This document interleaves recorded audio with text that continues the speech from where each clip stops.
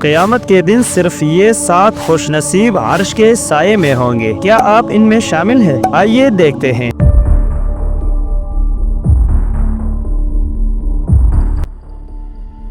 قیامت کا وہ دن جب سورج سروں کے بالکل قریب ہوگا، زمین آگ اگل رہی ہوگی، لوگ پسینے میں ڈوب رہے ہوں گے، کوئی سایہ نہیں ہوگا، لوگ ایک دوسرے کو رونتے پھر رہے ہوں گے، ماں اپنے بچوں کو چھوڑ دے گی، دوست دشمن بن جائیں گے، ہر کوئی صرف اپنی جان بچانے کے لیے بھاگ رہا ہوگا، اور ایسے میں کچھ خوش نصیب ہوں گے جنہیں اللہ کے عرش کا سایہ نصیب ہوگا۔ وہ کون ہوں گے؟ کیا ہم ان میں شامل ہیں؟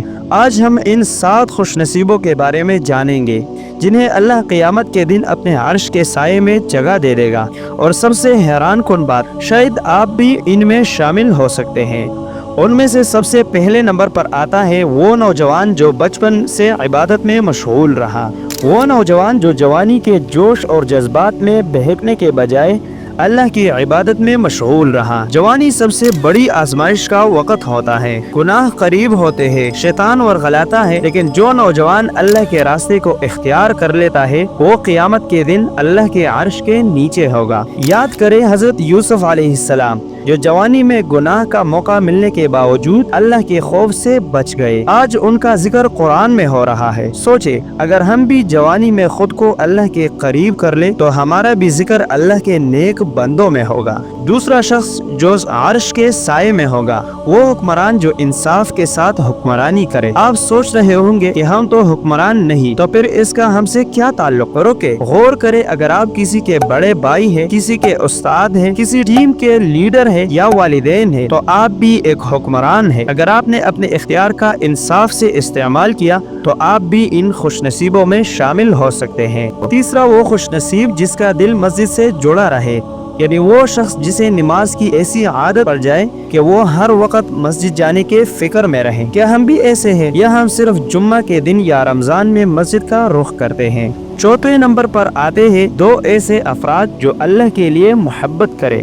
وہ دوست جو دنیاوی فائدے کے لیے نہیں بلکہ صرف اللہ کے رضا کے لیے ایک دوسرے سے محبت کرے۔ آج کل دوستی پیسے، مفادات اور وقت کے ساتھ بدل جاتی ہے، لیکن قیامت کے دن وہی دوستی کامیاب ہوگی جو اللہ کے لیے کی گئی ہو، جیسا کہ حضرت عمر رضی اللہ عنہ اور حضرت ابوبکر صدیق رضی اللہ عنہ کے دوستی کو دیکھیں۔ دنیا میں بھی ساتھ، قبر میں بھی ساتھ اور جنت میں بھی ساتھ ہوں گے۔ کیا آپ کی کوئی ایسی دوستی ہے؟